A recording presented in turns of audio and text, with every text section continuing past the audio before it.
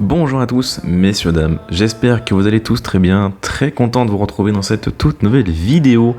Pour ma part, ça va super comme à mon habitude après plus de 2 mois d'absence. Est-ce que je vous ai manqué? Alors évidemment 2 mois où j'étais pas en vacances, loin de là, 2 mois où j'ai enfin passé mes examens finaux, donc mes partiels, où j'ai rendu également mon mémoire et passé ma soutenance, donc beaucoup de choses à faire, c'était un petit peu la course partout. Mais voilà, j'ai toujours gardé un petit peu dans un coin de ma tête le GF38 parce que beaucoup de choses se sont passées, des choses très intéressantes.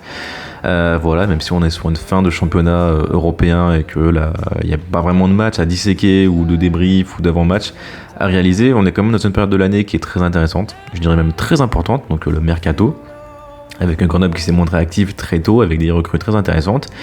C'est une vidéo qui sera très chill, voilà, sans prise de tête, un peu brouillon même, comme vous le remarquez, je ne suis pas dans mon bureau mais sur mon canapé, donc c'est ma copine qui est dans le bureau aujourd'hui, donc voilà, je me suis exporté dans le salon, donc le micro bouge un petit peu parce que je le tiens à la main, donc j'espère ne pas le faire tomber ou pas trop de bêtises aujourd'hui. Que vous dire dans cette vidéo? Eh bien écoutez, pas mal de choses. Déjà on va parler un petit peu des nouvelles recrues, on va parler un petit peu des départs aussi. Voilà, donc c'est déjà pas mal. On va commencer forcément, mais avant ça, générique.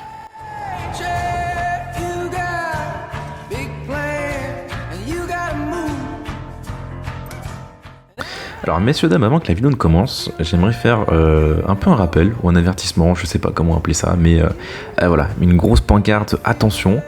Je ne me suis jamais décrété comme un énorme puriste, tacticien ou un expert du football, loin de là, et même tout le contraire. Pour moi, l'ADN de cette chaîne YouTube, elle était plutôt reposée sur le fait que je voulais donner mon avis en tant qu'amateur et supporter fan du GF38, de la Ligue 2.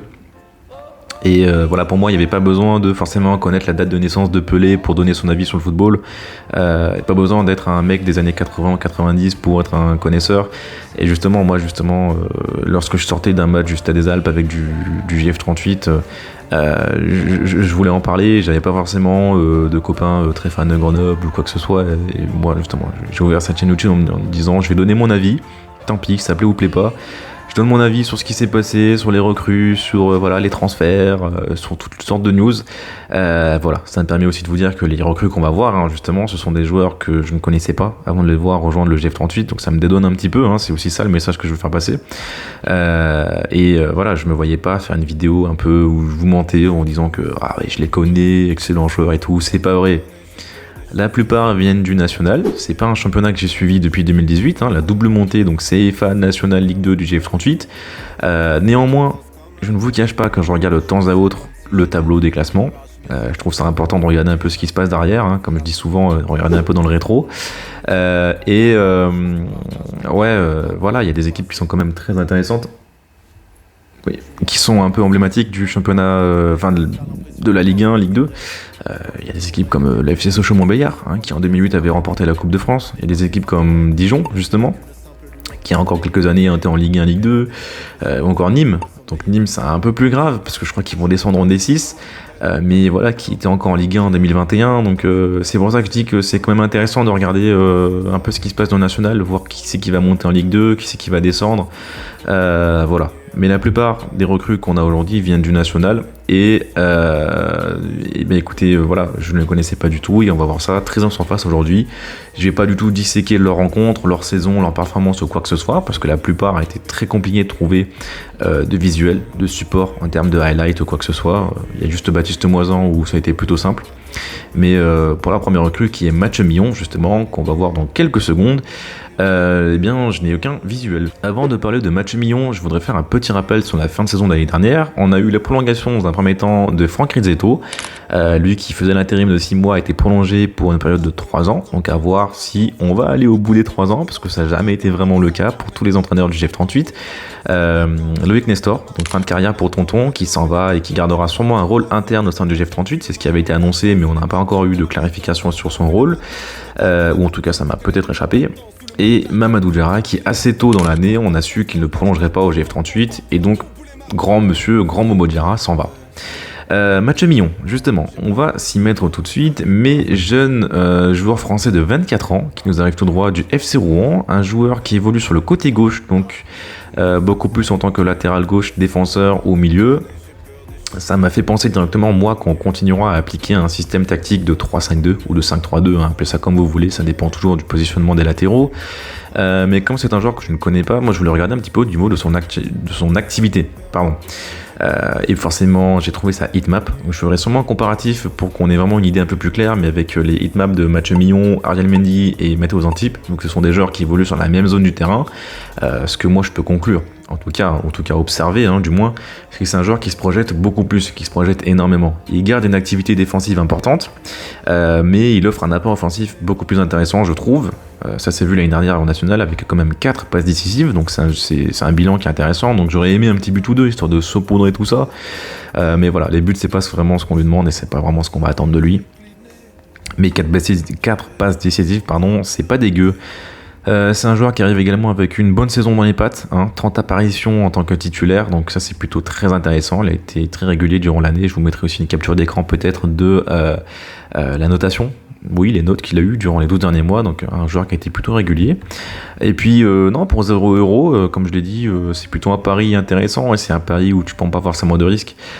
C'est-à-dire que si voilà, c'est un joueur qui te déçoit dans un an ou deux, tu peux le revendre sans te dire que tu perds en valeur de transfert comparé à l'investissement que tu as eu. Et puis on va passer avec la deuxième recrue qui est Baptiste Moisan. C'est une recrue cette fois-ci que j'ai envie de qualifier de hypante. Pourquoi? Alors avant, c'est vrai, avant d'en dire plus, c'est vrai que j'ai un peu employé le mot hypé à tort et à travers l'année dernière. Un petit peu trop, je pense. C'est vrai que je l'avais employé pour Alan Kérouédan, pour Nesta Elfej, pour peut-être même d'autres joueurs dont j'oublie un petit peu, sûrement pour Mamadi Bangré aussi. Mais voilà, c'est vrai qu'à l'époque, lorsqu'on m'a dit Alan Kérouédan, meilleur buteur national, rejoint Grenoble, oui, j'étais très hypé, je trouvais que c'était une des meilleures recrues. On me dit pareil, Nesta Elfej, co-second meilleur buteur, je crois, arrive du national et rejoint Grenoble. Et bah oui, j'étais très hypé. Force est de constater que ces joueurs n'ont pas vraiment donné pleine satisfaction. Donc on va continuer à les soutenir et à voir ce qu'ils donnent. Parce que peut-être que voilà, parfois il faut toujours une saison ou deux. Une saison, deux ça fait un peu long.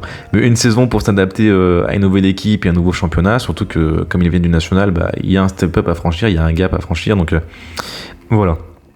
Concernant Baptiste Moisan, c'est un peu un faux national parce qu'il a aussi connu la Ligue 2 il y a 2 ans avec Concarneau. Donc Concarneau qui avait fait la descente n'a pas réussi à remonter.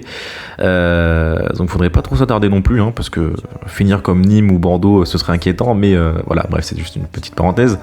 Mais au niveau de Concarneau, c'est vrai que l'année dernière, donc il y a 2 ans, pardon, il avait quand même réalisé 36 apparitions en Ligue 2 pour 4 buts et une passe décisive.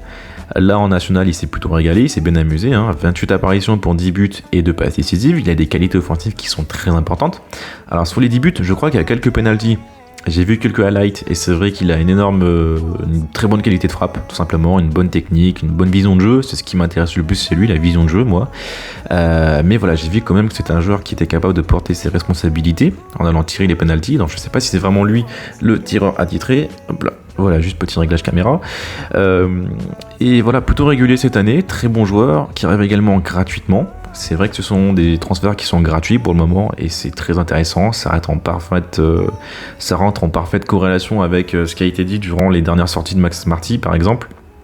Et voilà, je vous refais pas l'histoire et le dossier du football français en termes financiers en ce moment, c'est très compliqué, donc évidemment que des très bons joueurs comme ça, des très bons prospects, gratuitement, je pense qu'il faut pas hésiter, il faut y aller. Le troisième joueur qui a été officialisé quelques jours après, c'est Angelique Ngata, le jeune franco-ivoirien qui nous arrive tout droit de la réserve de Auxerre. Que vous dire sur ce joueur? Il y a un peu moins de choses à raconter. C'est un peu logique, c'est un joueur qui est plutôt évolué avec la réserve de Auxerre, avec qui il a fait une dizaine d'apparitions pour un petit but, hein, je crois, j'ai vu ça sur le site de Transfer Mercato. Non, qui arrive surtout pour se construire, je pense, pour aller chercher du temps de jeu, et c'est vrai qu'il descend d'un échelon, lui, qui passe de la Ligue 1 à la Ligue 2. C'est un choix qui est courageux, j'ai envie de dire, c'est pas tous les joueurs qui auraient mis leur ego de côté, j'ai envie de dire, pour accepter de descendre à l'échelon inférieur. Mais je trouve ça cool que voilà, il ait fait un choix pour moi qui est intelligent de venir un peu construire sa carrière à Grenoble, de développer son jeu. Alors il évolue en tant que latéral droit, c'est un poste qui est déjà pas mal barré par Shaquille Delos et partiellement par Gaëtan Paquez. Mais voilà, j'ai envie de le voir un petit peu à la bataille j'ai envie de le voir à la bataille avec Shaquille Delos. J'espère qu'il arrivera de temps à autre à gratter un petit peu de temps de jeu. Lui aussi arrive gratuitement et signe pour 3 ans. Voilà, la capitale des Alpes, et donc bienvenue à ce jeune joueur. Enfin, le quatrième joueur qui est pour moi une recrue. Enfin, le quatrième joueur, quatrième recrue et qui pour moi était une obligation, c'était dans le secteur défensif avec Stone Mambo, un défenseur central de 26 ans, 1m83, qui nous vient de l'équipe de Rodez. Donc un joueur que j'ai vu étant capable d'évoluer en tant que défenseur central, plutôt axé gauche. Il y a même quelques rencontres qu'il a effectuées en tant que latéral gauche. Il a plutôt une activité sur la partie gauche du terrain, donc une recrue intéressante. Moi, je me suis plutôt interrogé sur sa condition physique. C'est vrai qu'il s'était blessé quasiment 2 mois en fin de saison, donc j'espère que là, la pré-saison va permettre de lui redonner un bon petit coup de fouet. Alors, je crois qu'il arrive gratuitement aussi. Il me semble qu'il arrive gratuitement, ça sera vous confirmer. Ouais, tac, j'ai sous les yeux l'information. Il arrive gratuitement de l'équipe de Rodez. C'est une recrue qui a pas forcément fait l'unanimité. Voilà, c'est vrai que Rodez n'a pas particulièrement brillé par son assurance et sa solidité défensive. Néanmoins, c'était une recrue qui était nécessaire. Comme je l'ai dit, avec les départs de Loïc Nestor, de de Mamadou Diarra. Je pense encore à Ariel Mendy. Oui, on avait besoin d'un défenseur en plus. Moi, j'en rajouterais même encore peut-être un en plus. Il suffit qu'il y en ait un des titulaires qui se pète. Donc Loïc Nestor. Mais qu'est-ce que je dis? Loris Mouliokolo, Gaëtan Paquiez, Efesar Ekaya ou encore Liam Chapchi. Il suffit qu'il y en ait un qui se pète et on se retrouve vite en difficulté. Donc voilà, plutôt une bonne recrue et on a un rock. Stone, Rock, voilà, c'était la petite blague que j'ai vue très souvent depuis son arrivée, mais on va pas y revenir beaucoup. Que vous dire d'autre, messieurs, dames, attention, petit point détective, l'avez-vous remarqué, les 4 joueurs ont été officialisés sur le compte Instagram du GF38 avec de très jolies photos, donc très joli shooting, merci beaucoup aux internes, mais tous ont porté les couleurs et ont été... avec les couleurs et les maillots du GF38 sur la saison entre 2005 et 2008, donc je ne saurais pas vraiment vous dire quelles années, mais c'est intéressant parce que ça me fait penser que peut-être on aura un nouveau maillot pour l'année prochaine qui reprendrait un peu un style assez vintage et qui rendrait un peu hommage au maillot qu'on a déjà connu pour le passé. Ça a été le cas cette année avec les fameuses bandes blanches et bleues, ou alors un maillot qui rendrait hommage, pourquoi pas, à quelques lieux de culture de la ville, comme cette année avec la fameuse Tour Perret, qui d'ailleurs a fait un très très joli maillot. Moi, c'est celui que j'ai acheté d'ailleurs cette année. Donc voilà, pourquoi pas avoir un maillot qui s'inspire un peu des montagnes, de l'environnement, comme on en a eu sur ces 2 dernières années, tout en rendant hommage à la ville, avec un aspect un peu vintage. Enfin, je sais pas, il y a un truc à aller chercher, donc je pense que c'est pas pour rien, peut-être, qu'on ait vu nos 4 premiers recrues pour l'instant avec un maillot assez vintage. Dans le sens des départs, Grenoble se sépare et officialise les départs de Merci Mamadou Diarra, comme je l'ai dit. On a eu un peu plus surprenant, en tout cas pour ma part, mais Dante Rigo. Et c'est vrai que c'est un joueur qui est arrivé avec un peu une grosse cote, voilà, un jeune formé au PSV, si je ne me trompe pas. Voilà, je trouvais assez complémentaire dans un premier temps avec Jesse Benet et Théo Valls. Il s'était montré assez bon. Pour moi, il a eu une montée en puissance, donc c'est un joueur qui est pas facile à apprécier. Moi, j'ai essayé d'un peu plus l'observer sur le terrain, et c'est vrai que c'est un joueur qui brille plus par son positionnement, par ses phases de lorsqu'il attaque l'espace ou qu'il va couper les espaces, les interlignes. Donc c'est un joueur où c'est compliqué d'apprécier son style. C'est un peu un joueur de l'ombre, et cette année en tout cas j'avais pris un peu plus de plaisir à le regarder jouer. Donc c'est un départ qui me surprend un petit peu, vu qu'il est considéré comme un titulaire presque indiscutable à chaque fois. Donc un départ qui m'a surpris un peu plus. D'autres départs un peu moins surprenants, ce serait Ariel Mendy. Donc c'est vrai que c'est un nom qui a été dans la discussion à chaque fois des départs annoncés. Je pense à Max Marty qui avait dit voilà, Ariel Mendy, il y a des hauts, il y a des bas. Moi, j'oublie pas son excellent début de saison sur Oswald Tancho, on se rappelle, un très très bon début de saison. Et puis il s'écroule. Voilà, il s'écroule à la mi-saison. Alors un peu comme tout Grenoble, on va dire. Et puis lui, il perd sa place avec un excellent Matteo Xantip qui a vraiment tiré son épingle du jeu sur ce nouveau système. Mais les quelques rentrées qu'il fait à partir de janvier-février, je pense c'était contre le Caen, contre le Stade Malherbe de Caen, où il fait un carton rouge en 2 minutes. Donc c'était compliqué pour lui cette fin d'année, et puis j'espère que l'ancien Clermontois va retrouver un très bon point de chute. J'ai pas encore regardé si certains avaient trouvé de nouveaux clubs, mais c'était une bonne personnalité dans le vestiaire. Un autre départ, encore une fois un peu moins surprenant, c'est Nolan Memba. 1 an et demi seulement après son arrivée dans la capitale des Alpes, le franco-camerounais, je crois, camerounais, donc plutôt de la République démocratique du Congo, s'en va. Donc l'ancien de Havre s'en va, et puis c'est vrai que son départ m'avait posé un peu plus de questions. Moi, on parlait beaucoup de son intégration qui était remise en question, et moi je me disais mais de quelle intégration on parle? Son intégration à la ville, donc est-ce qu'il aime un peu moins la ville, la région, la culture? Ou on parle de son intégration vis-à-vis du club et de l'équipe sur l'aspect vraiment sportif et tactique, donc je comprends pas, mais bon voilà, on va pas creuser un peu plus. Et enfin le dernier départ officialisé qui me surprend également un peu plus, hein, c'est Sékou Touré, le Gambien, je crois qu'il est Gambien, hein, si je me rappelle bien. Mais c'est vrai que c'est un départ qui surprend un petit peu. Physiquement, je trouve que c'était un monstre. Voilà, il a eu cette dimension physique et défensive tellement importante qu'il se retrouvait un peu comme Dante Rigo à être en complémentarité parfaite avec un Jesse Bonnet en tant que premier relanceur, en tant que première rampe de lancement, et un Theo Valls qui pouvait se permettre de monter un peu plus. Et Sékou Touré, voilà, lui aussi, j'ai quelques images en tête il y a 2 ans où il allait chercher des buts tout seul, un peu en rush solitaire. Donc voilà, c'est dommage de le voir partir, mais c'est vrai qu'il y a des joueurs comme ça qui ont des hauts et des bas, et qui offrent un peu moins de garantie que des joueurs constants et réguliers. Les joueurs constants et réguliers, justement, les Theo Valls, Jesse Bonnet, Gaëtan Paquez, etc. Je suis très content de les voir garder pour l'instant, de les voir rester au sein du GF38.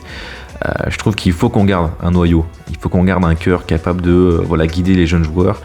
C'est vrai qu'on a un effectif qui est très mouvant, qui bouge beaucoup. Sur les 12 derniers mois, par exemple, il faut penser les départs de Brice Maubleu, Amin Sbahi, Postolachi, il y avait Sanyang également. Peut-être que j'en oublie encore d'autres. Il y a c'était Manu Pérez qui était parti aussi. Je pense à Mathis Touraine. Donc beaucoup de joueurs qui partent. Là, l'hiver dernier, on a eu Pape Meissaba et Lenny Joseph. Maintenant, on a justement, comme on l'a dit, Dante Rigo, Sékou Touré, Mbemba, Mendy et Diarra. Donc voilà, il y a vraiment une page qui se tourne au GF38. Donc il y a un petit pincement au cœur, je vais pas vous mentir, hein. Mais il y a de nouveaux visages qui sont arrivés. Il faut pouvoir continuer à les accompagner.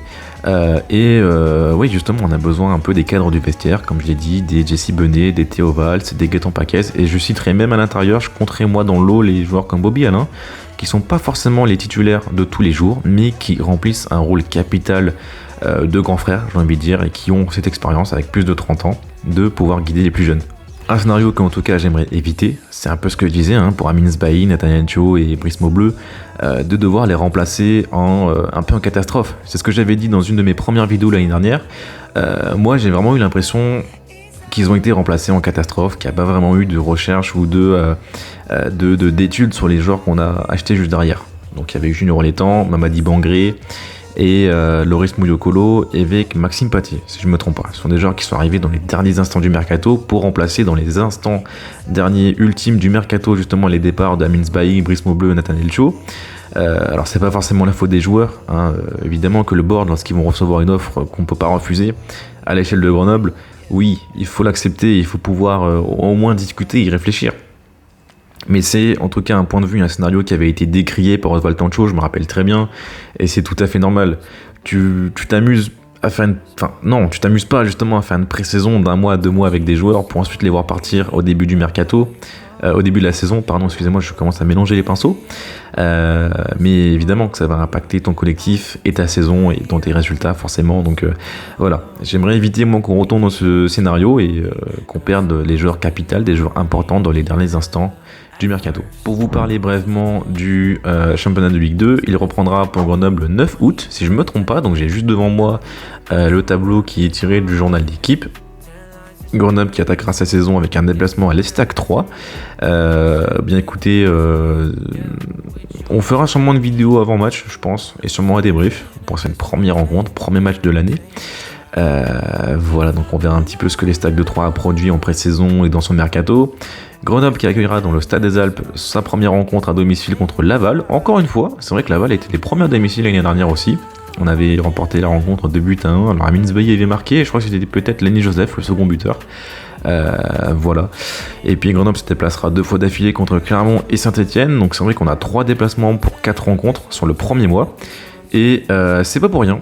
Voilà, pour ceux qui ont un petit peu suivi peut-être l'actualité de Grenoble ce dernier temps, ça a fait couler pas mal d'encre, mais une gestion houleuse, épineuse, conflictuelle entre la métropole qui détient aujourd'hui le Stade des Alpes et voilà, et puis GAS, donc la société GAS qui reprend les 2 entités sportives, donc le FCG et le GF38, pour reprendre le Stade des Alpes qui se présente en tant que seul client du Stade des Alpes aujourd'hui. Donc c'est vrai qu'il y a une gestion qui était très épineuse, comme je l'ai dit, conflictuelle, À l'annonce du calendrier, c'est tout à fait normal. On ne savait pas vraiment encore à ce moment-là si le GF38 allait pouvoir jouer au Stade des Alpes. C'est pourquoi la majeure partie des premières rencontres sont à l'extérieur pour Grenoble. D'ailleurs, ça me fait penser que j'avais très envie de tourner une vidéo un petit peu sous forme de thread. C'est ce que je voulais faire. Donc reprendre un peu les éléments chronologiques sur cette fameuse gestion du Stade des Alpes, comment on en est arrivé là aujourd'hui. C'est un cas que j'ai un petit peu suivi, mais dont je ne suis pas vraiment expert, donc c'est pour ça qu'un thread m'aurait permis moi aussi d'en apprendre beaucoup plus de comment on en est arrivé là. On reproche des choses de part et d'autre, donc voilà, je trouve ça intéressant de voir comment ce genre de choses sont gérées, comment un stade est loué, voilà. Et j'aimerais aussi, et ça c'est vraiment un projet qui me tient vraiment à cœur parce que ce serait l'une des plus belles vidéos de la chaîne jusqu'à présent je pense, mais j'adorerais, en tout cas j'ai un petit peu commencé mais je ne sais pas si j'aurai vraiment le cran, l'énergie de la terminer, mais une vidéo un peu sous forme narrative qui reprendrait, Et j'aimerais également faire une vidéo un peu narrative, donc ce serait l'une des plus belles vidéos de ma chaîne YouTube si jamais j'y arrive. J'ai un petit peu commencé mais il y a un travail qui est vraiment monstre. Mais de faire un peu une vidéo narrative, voilà, sous forme un peu résumée de la saison qui vient de se passer, où je poserai ma voix, où je raconterai les événements importants, où on mettrait de très belles musiques avec de très belles images et des vidéos. Donc il y a un énorme travail d'archivage, de recherche d'archives plutôt que j'ai commencé à réaliser, mais il y a un travail qui est vraiment monstre. Et puis j'essaie de reprendre un petit peu les éléments un par un sur ce qui a pu se passer cette saison-là. Mais voilà, c'est un projet qui me tient à cœur et que je trouverais vraiment très très beau de vous partager. Voilà, donc c'est une vidéo qui serait encore une fois très longue, une trentaine de minutes, ça ce serait un minimum. Voilà.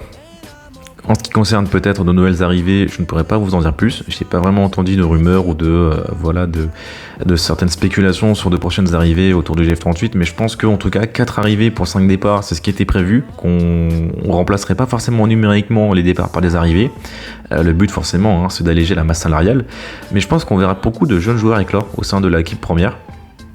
Alors on a déjà eu Nestazawi qui a eu un contrat professionnel, qui a récupéré le numéro 19 si je me trompe pas, et qui aura un temps de jeu beaucoup plus accru, donc j'espère qu'on le verra un peu plus haut. C'est vrai qu'il a une formation d'ailier, on l'a principalement vu plutôt qu'en tant qu'arrière droit.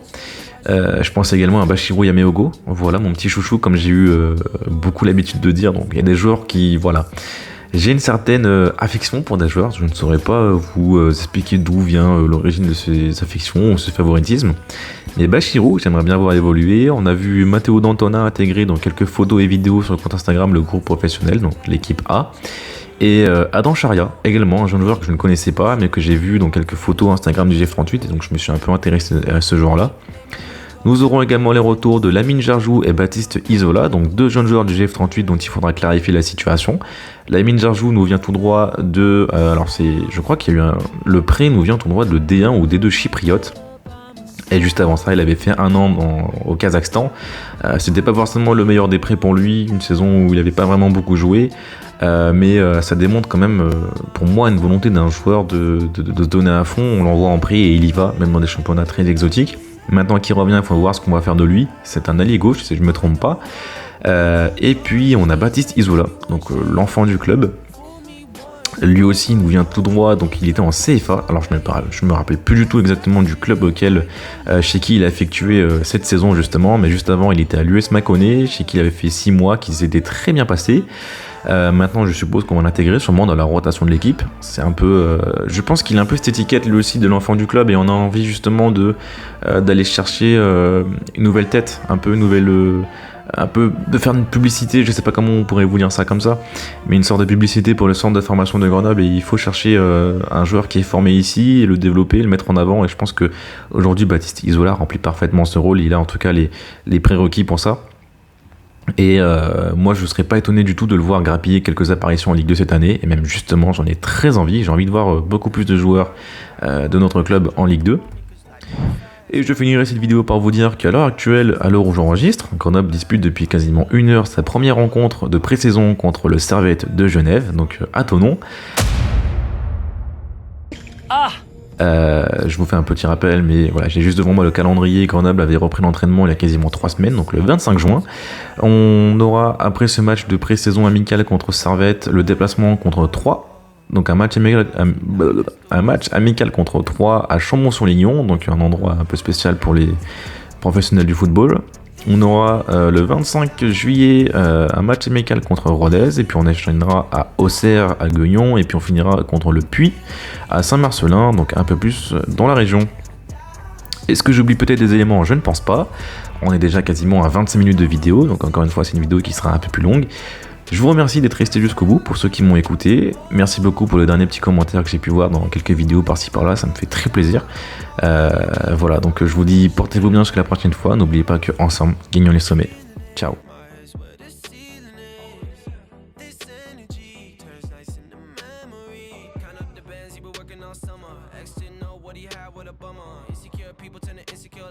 Drink is almost out and I'm about to pour another, just let